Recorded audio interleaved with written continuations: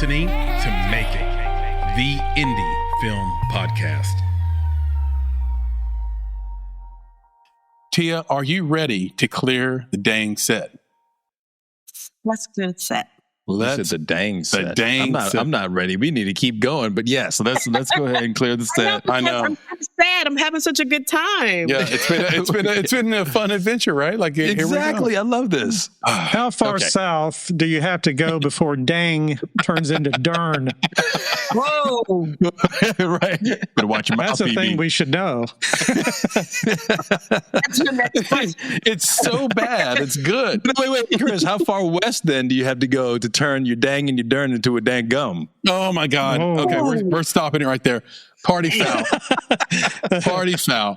I feel like Get the north. something is like somebody's chewing on something when they say it. In the words of Charlie Brown, good grief. Wait. I got to give this one to you because I've never dropped this one on you before. Okay. And Tia mentioned South Carolina earlier, and we're talking about the dang and dadgum and then the dern. Okay, hang on. I got to compose myself real quick. Okay, for those listening, Nick is crying. So my grandfather on my mother's side, And it looks like he has an used allergy. to, when he got upset with us grandkids, he would be like, "Corn funnet." Corn farted. Corn funnet. He said, South corn funnet. Wait, again, and I told my mom this, like, why granddaddy always say, he's always saying corn funnet. Like, I looked it up. I can't find it in the dictionary. Like, I can't find it anywhere. What does that mean? I've never heard And this. she told me one day, she said, Nicholas, he is not saying corn funnet. He's saying confounded.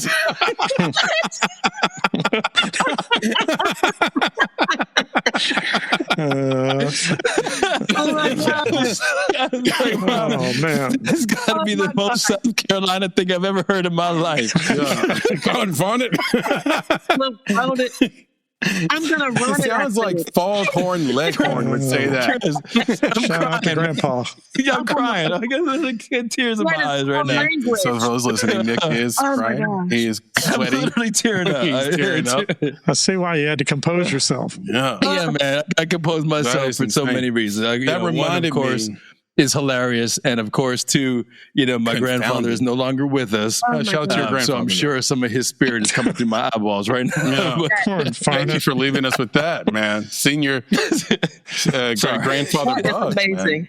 From South Carolina, dropping us that. He's on my mama's side. So that's a Okay. different Oh, side. not the Bucks side. Got it. Okay. Yep. So anyway, South Carolina. let's stand up. clear the Let's set. move that from the bugs. Yeah, we're gonna. With TAs, We're gonna. TAs, man. It reminds me, PB. I had a friend, a colleague, who couldn't say impetus.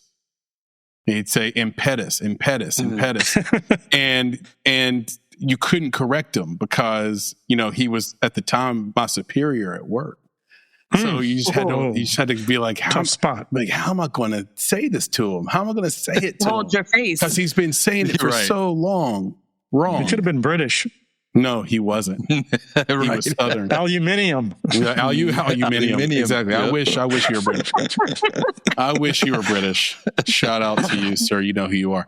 All right. I'm not gonna dox the people who wish not to be doxed, Nick. Okay. Come on now. Let's clear it. I Tia, love this. what are your Yeah. top 3 films?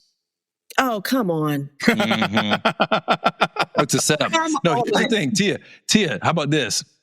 Just name the first 3 that come to your head. There you go. Okay. Just do it. Okay. Apocalypse Now. Ooh. Mm-hmm. Cry Freedom. Okay. I'm writing these down. Cooley High. Ooh. Yeah. Apocalypse Now. I know that's extremely heavy, but I had a cousin, and when I was younger, I always knew he was different. He didn't sit at the table. He was very removed, and I always heard that he was the playboy, and before the war. I always heard that, and when I saw that movie, it made me see him and the atrocities of war. Oh, wow. And if you've seen Apocalypse Now, you know that it's a sensory overload. Yeah. It's beautifully shot. It's vast. It's big. It's sound. I think they won like the Oscar for sound and editing. I mean, it was insane that how they took you into the physical jungle, but it took you into the darkest part of a character. Yeah. You have Captain Willard that's trying to find, Kurtz and get him back, that he's gone rogue. And that whole journey of him in pursuit of him is really in pursuit of himself. So there's a lot of layers to that. But I just thought that, and I was really young, it helped explain someone that was very close to us and opened me up, unfortunately, to the atrocities of war. And then as a filmmaker, when I learned about, it was like 16 months to get it done when they were projected for like 6 months, and all of the monsoons, and there was a war going on, so they couldn't get helicopters up, and Sheen having a heart attack on set. I mean, Coppola, putting his house up and almost having a nervous breakdown, and because I know what it takes to get it done, having that is like on 9,000, and they still got it done, and it's heralded as one of the best films ever, is a feat. So it makes me love it even more. And even that the actors, I mean, a lot of that was improv. Brilliant. You see a young Harrison Ford and a young Lawrence Fishburne, just improv and, given a shot to do that. So I love that. I love that movie. And say what you will about Coppola. I mean, that dude's willing to put up the ranch for his art. Literally. Yeah. He does it over and over and over again. Yep. Yeah. And Cry Freedom for me, again, I mean, it was the first awareness socially of apartheid. And I'll never forget leaving out of Wheaton Plaza. Wheaton Plaza movie theater in tears, screaming, "Something has to change!" And my mother like, "Come here, you little 8-year-old." Yep. I mean, like, what are you doing? And I just hearing about apartheid and what they were going through at the time, and it was still going on then, was horrible. And feeling some of those microaggressions, even in my own country, the levels of how we assume things and how things are stripped from certain people and who gets to do what. I saw a similarity and a parallel that I was living at the time, and the necessary activism of a Stephen Biko and the human connection that he had with like Donald Wood, the author, who had to escape South Africa to get the book out. You know what I mean? There was a lot of different things and complexities of their relationship with the front and backdrop of apartheid. Changed my life. And that's honestly when I was like, I want to make movies like that, because I was hella angry and I was hurt. And I literally burned, I almost got knocked down. My mom almost knocked me out. I burned my Reeboks, yo. I burned my Reeboks because I found out that Reebok was a part of, they were in South Africa, so that really was the beginning of my social awareness, and how that just stirred me up. And I was like, I'm going to do work like that. I'm going to change people. I'm going to make them think. I'm going to show, the rights and the wrongs of it all. And then Cooley High, coming of age. Yeah, right. Coming of age. Yeah. It was definitely before my time, but I remember saying, I want to have house parties like that when I grow up. And, hearing some of the music and the soundtrack that my uncles were playing in the background with Motown, and having a crush on Cochise and Preach. Yeah. The character Preach, that even despite the environment of Cabrini Green and ghetto per se, I don't even say per se, the ghetto. The ghetto, yep. That these kids, in their senior year was just dealing with, unfortunately, some of the same things they're dealing with today, the assumptions, the pulling over the cops and the madness, but still having dreams. Yeah. And showing how some of the kids, if they didn't get out of the neighborhood, unfortunately, their choices carved out their future. But for Preach at the end, he always said he wanted to be a Hollywood writer, and I don't know if you've seen it, but, at the very end, when at the very end, they're burying Cochise, and he's pouring out a little liquor on him and giving his incredible expository monologue. Woo! And, you got it so hard to say goodbye to yesterday, back. I'm balling, Then that's what I was just going to say. I was like, listen, you talk about Cooley High. What was the name of Boyz II Men's first album? Cooley High Harmony. Cooley High Harmony. There it is. You know what I mean? And then the one that still gives me chills after he gives his salute to his partner, starts running, I'll be there. You know what I mean? Like, you know what I mean? Like, that's insane. And, then they have the flash of the credits, and it shows that he actually did make it as a Hollywood writer. So, I mean, it was seminal to see that kind of representation. It wasn't my lens of the 80s, but it was still classic. It was still resonance in it because it showed the coming of age, that you had hopes and aspirations, and you had your peoples with you, and you were having a good time. So one of the most unique lists we've gotten. I'm mad though because I don't have Cooley High Harmony. Like I had Cooley High. I have New Jack City. I've got Boys in the Hood. Like I've got all these other movies. And but I'm talking about because I'm a guy who that gets DVDs and Blu-rays. Yeah, he physically owns. So that's what I'm saying. Like guilty as charged. I have to have it. So now I'm like, I don't have that. Yeah, I got South Central, like all these things that I got the Criterion collection, Men's to Society. Yeah, that's what I'm saying. Like these are the things that you have to have. You don't you don't stream. Don't expect someone else to provide it to you. You got to own that. Yeah. And now I'm just like, dag nabbit. See, let's add dag nabbit, corn, phonic, corn shuffle. You gotta get it. I gotta get it. Cooley High is on my list. I'm gonna get that. That's Looney Tunes. There it is. All right, Tia. Name the film you're embarrassed to admit you haven't seen. So here's the situation, because some people ask me to clarify this. It's like you're in a group setting. It's a bunch of people in industry. Everybody's seen the movie, and you're tempted to just say, "Yeah, me too," even though you know you haven't seen it. Yeah. What's the movie you're embarrassed to say you haven't seen? That's for you. That's your confession. Oh my gosh! No, you gotta say what it is. Okay, what it is Rear Window. Ooh. Wait. Have you seen any derivatives of that movie? Like, have you seen the remakes that they've done over time? No, I haven't seen Rear Window. So, and I'm like, clutching the pearl. Please don't ask me if I've seen it. I've seen I've seen a lot of international films, but I have not stopped. I haven't seen that one. There's so many aspects of that film that they're so good. Mm-hmm. That it is worth a watch. Like, you haven't seen it yet, you're talking about it now, it's worth going out and either purchasing it or streaming it or whatever. This episode comes with homework. Yeah, man. For real. Cooley High. You've got to go get Cooley High. You've got to watch Rear Window. You got to watch we should always be learning. Who's attained? 100%. The person who says they've attained, you need to run. Yeah. We have to be growing at all stages and all ages, period. Oh, was that a bar? It was. Yeah. That was a bar and a half, I think. Okay, so my album is coming out next week. You need to come. Very good. I couldn't even get that out. I'm laughing. You're on your promotional tour right now. Yeah, this is it. This is the first. Yeah. Come with. Yeah.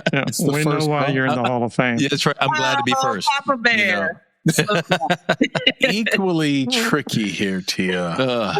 Okay, Chris, go ahead. Equally tricky, Tia. Drop it. Okay. Drop it. Name the film everyone loves, but you hate. There's a few. Okay. The eyebrow goes up. Everyone loves. I don't know if everyone loves it, but I was absolutely mad when I saw this. I didn't like Baby Driver. I could not stand it. I was so upset. I was like, were you mad because you expected more from Edgar Wright, or were you mad because everybody loves Edgar Wright so much? I'm just, I'm mad that it got made. I'm mad that there were other scripts in the pile, sir. You know, and I couldn't stand it. It was a joke to me. It was over the top. It was, I love a good push and zoom for drama, but it was just too hokey. And, I like campy things, but that, I don't know what that was. And I'm still mad about it. Yeah, and one thing you said about Baby Driver, there's not a lot of movies like it. So it's kind of, I get what you're saying about that. But the guy has he's like a music savant, and he's using that to, okay. I did see Running Man, the new Edgar Wright film, and it's sort of getting mixed reviews too. I think a lot of Edgar Wright fans kind of want more from him, but I thought it was good. It just wasn't great. And see, that's another topic. Can we make anything new? I mean, I love nostalgia, but again, hold on. We need to go to the sociology of things. Actually, this time period is still, we're on the very edge of getting rid of my sensibility as far as Gen X. This is a business thing too. You know, there's a recall in business that hopefully leads people to, you know, garner business. Yeah. So, you know, pretty soon you're going to be seeing some of the 90 nostalgias over the next 5 to 10 years, so that it is a marketing and business technique. But I'm kind of getting tired of even seeing some of my nostalgia. I mean, especially as a creator, I want to see something fresh and new. There's enough stories out there. And some things you just need to leave alone, please. Yeah, alone. But Chris, did you see what she did there? I don't know, PB. I don't know if you picked that up either. What? Like Tia's got skills, and she sometimes don't even know she got skills. Because we're talking about Running Man, and they rebooted that, and and remember, Running Man is a Schwarzenegger movie, and then she said there's a recall. It's a total recall. Total recall. Yeah. It's a total well done again, sir. That girl is good. That girl good. That girl good. Yeah, good and terrible. Yeah, good and terrible. Again, quoting Nick's all-time favorite movie, Coming to America. That's right. That's right. That's how and why we get along so well. That's right. Exactly. I thought it was a trash. You ain't never met Martin Luther King. That's right. I met Martin Luther King. No, you did not. Sorry, I can't stop. The soup. Taste the soup. Listen, I was in a bridal party and we were waiting to get announced at the party after. I can't, right? And someone says one Coming to America line, and we're all like getting into it and trying to outplay each other, calling us to get escorted into what. It was crazy. I mean, because there's so many quotable. lines. It's so quotable. Listen. To this day, if there's an aha moment, you know I'm the one going. It's her. It's her. I will call it Kit. That's right. We can't do this. We'll be here that perfectly. You do that perfectly, by the way. I did grow up in a Jewish neighborhood. Freaking on to that. Eddie Doc is brilliant too. By the way. I just heard. I haven't seen it. Yeah, everybody's telling me. They're telling me to go watch it. I'll watch it. I'm on it too. I gotta watch that. I gotta watch Age of Disclosure too. You've seen it, Papa? No, I haven't, but it's on my list. It's good. All right. We all more homework. All right, Tia. Favorite cheat day meal? I'm sorry. Favorite cheat day meal? Cheat day. Mm-hmm. That's every day for me. I love pizza. Ooh, what kind of pizza? Margarita. I've cut out a lot of meat. So it's all margarita, veggie for me. Are you doing thin crust or deep dish, by the way? No, deep dish, no. No. I'm doing kind of like a thin crust or a regular like New York style, fold them up. Big giant slice folded in your hand. The jumbos are nice, but I'd like a regular pie. So there you go. Yeah. I like it. I got some Lou Malnati's in the oven right outside the studio. About that. That's Litos. Yeah. No, Litos. Litos. Yes. Come on now. Come back to the DMV. Just for the gulp. And crabs too. So. No. Okay. Blue crabs. Come on. Yep. There's no blue crabs. No. Yeah. Nah. This show is known for leaving everyone hungry. Yeah. I'm by the end. They start talking about this, and then it becomes you keep asking that question. What do you expect? What do I expect? Tia, there are some things that Black people just don't do. It's just sort of universally understood. It's a stereotype, but it's one of those things that it becomes a stereotype because it's mostly true. So I'm just wondering, what is the number one rule of cage diving with sharks? You guys, all of you are CIA. All of you. Oh, wow. Yeah. And I'm told that. They're like, oh, where are you from? Right. No. Where you from at? You know what it is? It goes back to another film, and I know you're going to know it. Jaws. Yeah. It was electrifying when I saw it, and I felt that the shark had a story too. Yeah. No, but You wanted to go check it out. Hungry, yeah. Hunger. But I loved the movie, and thus started my curiosity with sharks. Seriously. And when you cage go, what is the number one thing you need to not do to avoid certain death? Put your hand out of the cage. Okay. There was a stipulation that I had.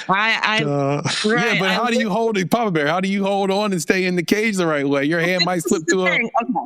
Okay, let me break it down. Your foot might go to the bottom. All right, listen, guys. Listen up. I don't have my scuba license, so the prerequisite was many things. Because of, I saw Jaws, and I saw how the animal could literally topple the cage. I said, no, we're not doing that. My prerequisite was that the cage has to be on the side of a boat, and a pretty substantial boat too, right? Because you're locked in. I lived in South Africa for about a month, and I landed on a Wednesday, and that Saturday, myself and two other crazy flatmates went to Shark Alley to Gans Bay at 4:30 in the morning, and we cage dived. And none of us had our scuba license, so that was also a prerequisite that we had to have. And they drop you in the cage. There was about 5 of us in the cage, and they would slick it and put out the chum and everything else, and they would let us know from the crow's nest what was coming. And it's not guaranteed, like they call up the shark and say, just come on in, you know what I mean?